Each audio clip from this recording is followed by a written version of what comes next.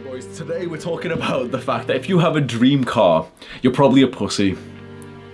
This thought came to me, I was in the kitchen, it just randomly popped up, of how there's this concept, I don't know how you'd explain it, but there's like this global personality of men who have this dream car that they like look up to. And it just hit me, I was like, oh yeah, that's like the male virgin, that's the male version of like the crazy woman who says that she's wanted to get married since she was 5 years old, or like the horse lady who like really likes horses or something. You've been sold this fucking like, you've got to understand what's happening to these people, probably happening to you. If you've got this dream car in your mind, like you could say it right now, it's this, I don't know cars, I'll be completely honest, I don't drive, I don't know anything about fucking cars. I know there's like an exhaust system and like wheels, like I don't know about, people tell me, oh, it's got a 360,000 power exhaust and the Mercedes. I don't, what the fuck are you speaking about, bro? Do I look like a pussy to you? What the fuck are you talking about, bro? Like, you've got to understand why it's in your mind. And once you understand it, you're gonna start to get a little bit pissed off at the world, and you're gonna start to think like, shit, like, I swear that having this in my mind has literally made my dick smaller all these years. Since you've been a boy, you've seen these adverts on TV. This is where it's come from. You've got like brainwashed by the fucking capitalistic, materialistic society around you. You've been a boy, you've been watching these little stupid ass adverts on TV where the guy drives the nice car and the lady's looking at him and the other guys like turn their heads to look at him. You saw that and you ingrained it in your mind like, oh yes, people will finally love me if I've got the car. And that stayed in your mind for so long that it's so truly ingrained that now you actually know the exact model and make of the car that you want.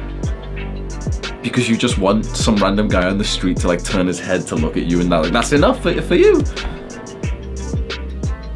Chris from First Man has like a fantastic way of explaining this, where he says that as men, like, you only get a couple of good opportunities in your entire life to like do something good. You only get like a couple of moments where you have like a huge lump sum in your bank account that you can do something with, that you've got like a good amount of money, and obviously it's relative, right? So maybe you're 16 and you've got like £1,000, £2,000. Maybe you're 18, you got £5,000, maybe you're like 25, you got 10, 50,000, you know, but it's all relative. We have moments where a lot of us have like a chunk of good money in our accounts, and every single guy seems to just get a fucking car on finance. Like still to this day, like bro, like I see, okay, I moved back home, you know my story from my main channel, I moved back home into Warrington and I see people that I know. And they're nice people, so you know, maybe they're watching this, I don't want to insult them specifically, but this is the type of shit that, to be honest, I'd say it to their face. I didn't exactly, because I didn't just want to meet someone for the first time in years and insult them, but it's happened now with two different guys that I can think of, and I'm sure there's more, where I'll meet them and it's like, they've got this like pretty fancy car, and it's, you know, it's nice, it's this sense of like, oh, like, you know, my car. So I ask him, like, I'm always curious, I'm like, oh yeah, like how much was it? And he's like, oh, it's really good, mate. It's like, it's X amount, I don't know how much they said, like thousands that they had to pay up front, and now I only have to pay like 300 quid a month for the next 4, 5, 6 years. Okay, so you're telling me that you have just stole money from your future self for a car that you can't afford right now. No. If you have to get it on finance, if you have to put yourself in debt to buy something, you can't buy it. You can't afford it. You're stealing money from your future self to afford it. What the fuck? Now, I'm not gonna lie, like sometimes debt can be okay. For a mortgage, for example, it's kind of like assumed you're gonna get a house on mortgage for 99% of people. Understandable. But for a car, what's happening with these guys that I'm seeing is that they want a car that's better than what they deserve. If you can't buy it outright, you don't deserve it. If this car is, I don't know how much cars are, right? Like good car, I assume like shitty cars like 1,000, 2,000. These cars, like they look kind of like new and I don't know, Ford or BMW, I don't know, bro. But I'm assuming, okay, let's say they're £5,000, £10,000, that's probably reasonable. If you don't have that much in your account to buy it, you can't afford it. This idea of getting it onto finance, like you don't want to go down that route. Maybe there's some people watching this and maybe they could put it below, but it's like, you have not seen the other fucking side of that when people miss their payments and they're like stressed the fuck out now that they've got a car on finance. I worked in a fucking car finance, customer service. I worked in the complaints department. These are people working, you're normal fucking people, right? Normal jobs and everything. They get a car on finance or on debt from our company and then start calling up the complaints because the car's broke down and they still have to pay every month. I'm paying every month. Like, it was the same fucking sentence so many of them would say, and it was so fucking sad. I'm paying every month for a car that I can't use. The car just broke down. It's just like shit the bed or something like 2 months after they bought it. And of course the car wasn't like brand new or anything, so it must have had existing problems. And these people would cry on the phone. Like, my work is so far away, I can't get there now. I can't afford this. Like, I need to cancel it, but oh, sorry, like, we can't cancel it. Like, you're in debt to us. People crying, bro. People fully saying that they've got depression because of this shit. This is what materialism does to people in this age. Do a little practice with me now and like think in your mind, like, what items is there that you're striving for? Is there something very specific? Because just know, I'm not going to cite the research, but maybe you can trust me, maybe you can look at the research. Just know that the research just showed that whatever we expect, we're always left unsatisfied when we buy an item compared to an experience. If in your mind the major things related to buying something, right? If it's an experience, if it's a trip, if it's traveling, if it's, I don't know, but you know, if it's a good experience, fantastic, bro. I'm not gonna lie, I get them too. Sometimes I'll visualize something like traveling. I'll visualize spending money on like a certain experience, like going to a coffee shop or something and buying food, right? I think that's generally, the research shows that actually has quite a high ROI, but products, items, materialism does not. We think that we're gonna be so much more happier after we get the car, or the watch is another one. The watch, for every fucking guy who starts making money and gets a Rolex like a fucking dickhead. I'm telling you right now, when I did coaching, there was two wealthy guys. And the way that one of the guys, like, he almost became like a little bit of a coach for me in this, like, I was helping him with like fitness, and of course, like, he was like relatively successful, he's got 2 houses. I won't say like what company he works for because he's kind of up there now, good man. But he would give me like little life lessons every time we'd go on a call, and he'd just passively say like, oh yeah, like, Hamza, I've had all the supercars, and he'd name them as if I knew them. I'd just blank out the Bugatti 7, I don't know what the fuck he was saying, bro. But it was like the watches and the Rolex and the Armani and then this, and he went, did not change my life one single bit. He said he still got like 1 or 2 of the cars just like sat in his garage for no reason. It's just a distraction. We are seeing the new age of entrepreneurs who avoid this type of shit because the amount that you can save in your entire life if you don't get the stupid fancy car that's based on like small dick energy, like, oh, like, I feel pretty worthless, but hopefully someone will look at me, they'll turn their neck to look at me, and then I'll feel good about myself with the watch. Hopefully someone makes eye contact with the watch and I feel good.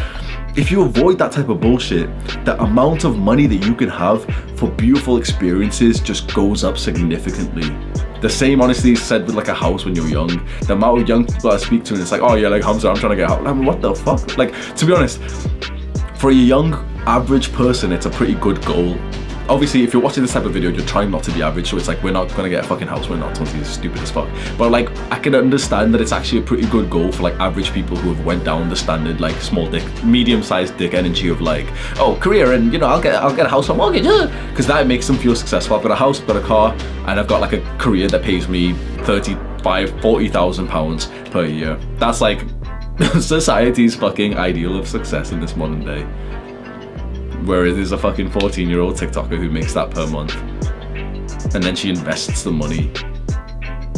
Like, we're in this fucking new age of entrepreneurship. This is like, it blew my mind. I was doing a visualization this other day, and I got so grateful that you can literally see people who have made all of like the framework for success, and it's like, it's so, how do you explain it? It's like, knowledge and wisdom has been so curated, and it's just available online for free. No one has an excuse to be ignorant of the facts of how to become successful. No one has an excuse not to be a success in this day, unless if they specifically say, I don't want to, I don't give a shit. Fair enough. Absolutely fair enough. But the thing is, the majority of people want to be a success. The majority of people, like the lower end people, are more materialistic than everyone else. They want more money. There is no excuse for ignorance, because all of the information and the wisdom is out there, and you're seeing it from better men than me who are saying, okay, avoid these things and do these things. And like all of the rich guys have already made all posts and articles and all this shit. They've all like, they've been studied, and they've all ended up saying shit like, okay, materialistic stuff doesn't make you happy. There's no ROI in buying something that's materialistic.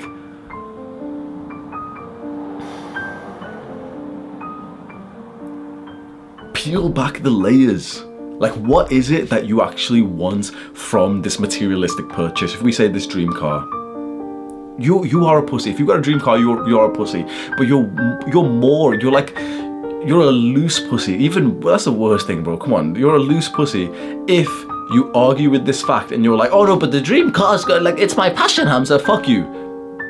Say you're a pussy. Say you're a pussy and you just want to get a car because you've got small dick energy, and I'll respect you a bit more. But the people will come with this rationalization where they won't admit what it's for. The dream car, the watch, that type of shit. It's because you want more love from your community. That's exactly what it is. Fuck you with this idea of like, oh no, but it's I'm really into cars, Hamza, and this one's got the 0 to 60 in 7 seconds or some bullshit, bro. You're rationalizing, you're coping.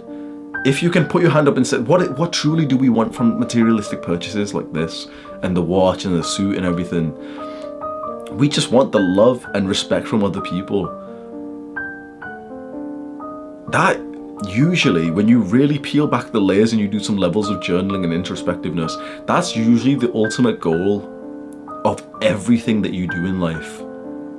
A lot of people have this cope where they say like, oh no, but I'm doing it for myself. But it's like, you haven't peeled back the layers enough. I can tell you don't journal. I can tell that you've never like sat there and being introspective and asked yourself, why am I doing this for myself? Oh well, because you know it feels really good to be muscular, and then when I see myself in the mirror, then I smile. Why? I smile in the mirror because I look attractive. Why? Because if I look attractive, then maybe other people will like me. And you can shortcut that process and save all that money and fucking invest it in your freedom away from this type of like fucking rat race, instead of keeping yourself locked in. Let me say that again. You can shortcut this process. Get the love and respect of more people, which I'll teach you to do. It's kind of simple. All of the money that you were going to spend in your life on materialistic purchases, the dream fucking car, the dream, like, you know, status symbols, save all of that, invest it, and have that as your capacity to be free away from a life of forced work. That is where true happiness and well-being and like prosperity for a human being comes, when you can have complete like autonomy over your schedule, when you don't need to work on a certain day. Make money, save it up until there's a good investment to be made, invest it. Materialistic purchases are not an investment. They've got such low ROI, but it's like, it gets what a lot of people want, which is just that love and respect from random people because they turn their heads, and it's this visualization where it's like, oh, but the one time a girl from the gym walks out at the same time as me and she sees me in a nice car, she might like me, and I might finally get the hole in my heart patched up a little bit because I don't love myself. And really, there's two things, right?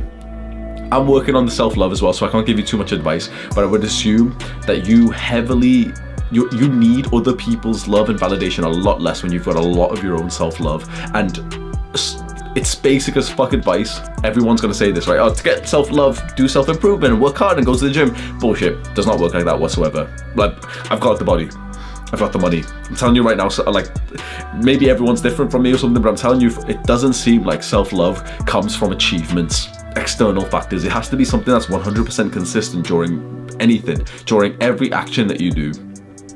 It is consistent mostly 100% for the people who've had a very healthy, happy, safe home life where their parents showed them a very consistent self of love, because essentially we love ourselves as our parents did. If your parents loved you all the time, very, very nice, consistent, then you'll probably feel the same way. If your parents loved you and very fragile and they violently would outburst, then they'll come in and apologize and make you feel good, and then they'll take you out for ice cream, and then 3 days later they'll beat you ass. You'll love yourself in a very similar, like, toxic, sort of like up and down roller coaster way. That's a side note, but like, that's just something I'm realizing. It's like self-love doesn't come from shit you buy. It doesn't even come from things like going to the gym. I'm tapping slowly into it with like more therapy and everything, but it's not from the basic self-improvement stuff. But really, what we want from this type of shit is that social validation. And you can shortcut that simply through improving your social skills. And there's no, like, you shouldn't be upset or resistant to this. As soon as I mention to improve your social skills, a lot of people throw up the excuse and they're like, oh no, it's not worth my time. I'm making money, I'm too busy, I don't care, I don't care about making friends, I'm the lone wolf and everything. But you gotta understand, like, you're the lone wolf who's working this hard so that he can get a car, so that people pay attention to him and he doesn't have to be the lone wolf anymore. How about you not be the lone wolf right now? Don't get into bad, stupid habits with bad friends, get into drugs and partying too much or anything with bad friends, fine. But I learned how to make everyone around you at least more of a friend than neutral or foe. We walk around and everyone's pretty much neutral. Every now and then you see someone who's automatically placed in the friend category because they're just so happy, they smile at you, and you know that this person's probably not gonna fucking rape you or stab you or something. So most people are neutral, some people are friends. Some people, a lot of people, to be honest, depending on your level of anxiety, we place them in more of the spectrum of foe, of enemy, depending on how they look at you, how they're shaped. Maybe they remind you of someone who hurt you when they're younger. The pursuit of life, with the majority of things we do, is just to push as many people on this spectrum to this side of friend.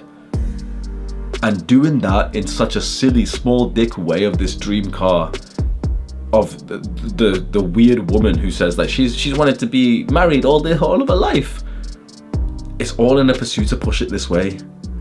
Why wait your entire life to do that and do it in a way which is so superficial and so temporary that everyone's your best friend on your wedding, everyone really, really cares about you, everyone's your best friend when you've got like a nice car or something.